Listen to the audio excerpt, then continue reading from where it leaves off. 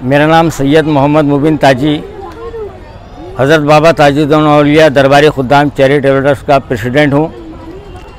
और सरकार ताजुल औलिया के अनगिनत वाक़यात है, जिसमें से कि एक मशहूर वाक़या मैं आपके गोशे नज़र कर रहा हूँ।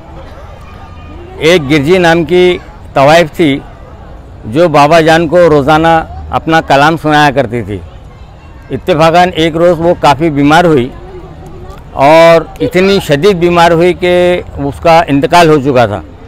अब बाबा जान को तो सब रोशन था, सब जाहिर था, सब जानते थे। आपने अपने खादिम को हुक्म दिया कि जाओ जी गिरजी को बुला के लाओ, वो हमें कलाम सुनाएगी। जब वो वहाँ पहुँचे तो उनको खबर लगी कि उसका इंतकाल हो चुका है।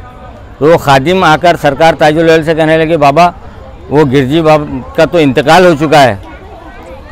तो हुजूर सरकार ताजुल औलिया उस वक्त चाय नोश फरमा रहे थे।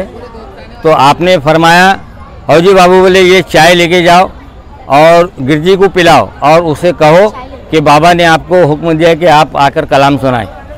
वो खादिम हुजूर का हुक्म सुनकर वो चाय की प्याली लेकर गिरजी जहाँ मरी पड़ी थी आप वहाँ लेके गए और उसको ये कहा कि ये बाबा ने आपके लिए चाय भेजा है, आप ये चाय पीजिए और बाबा ने आपको कलाम सुनाने के लिए बुलाया है। तो वो गिरजी भाई के मुंह में जैसे ही उन्होंने चाय डाले तो अल्लाह के फजलो करम से वो गिरजी भाई फ़ौरन ज़िंदा हुई और उस खादिम के साथ में बाबा जान की हुजूर में हाज़िरी पेश की, सरकार को कलाम सुनाई। ये बहुत मशहूर वाक़या है सरकार ताजुल औलिया का। ऐसे कई वाक़े हैं हुजूर के। पागल खाने में जब बाबा हुजूर रहा करते थे तो एक पागल जो है वहाँ से भाग चुका था। तो बाबा हुजूर को वहाँ के जो डॉक्टर थे अब्दुल मजीद, उन्होंने कहा कि बाबा मेरी नौकरी का सवाल है, एक जो पागल था वो यहाँ से भाग चुका है।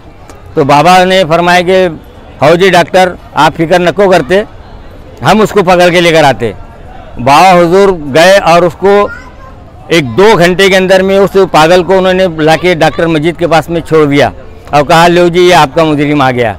तो ऐसे कई वाक़े सरकार ताजुल औलिया के हैं और यहाँ पर रोज़ाना कुछ ना कुछ वाक़यात करिश्मे सरकार ताजुल औलिया के आज भी मौजूद है।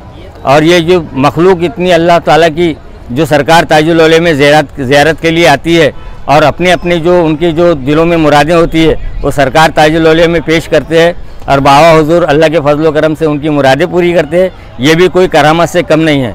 आज हमारी नज़रों से उजल है, लेकिन इनका जो है असर आज भी सारी कौम पर, सारे यहाँ पर भेदभाव किसी बात का नहीं है। यहाँ हिंदू, मुस्लिम, सिख, ईसाई, पारसी सभी बाबा जान को दिलो जान से चाहते हैं। और एक नागपुर शहर ऐसा है कि यहाँ पर कभी किसी में कोई नाइत्तेफाकी नहीं है, सब मिलजुल कर रहते हैं। और सरकार ताजुल औलिया की बारगाह में हम तमाम जो हिंदुस्तान के रहने वाले हैं तमाम के हक़ में दुआएं करते हैं।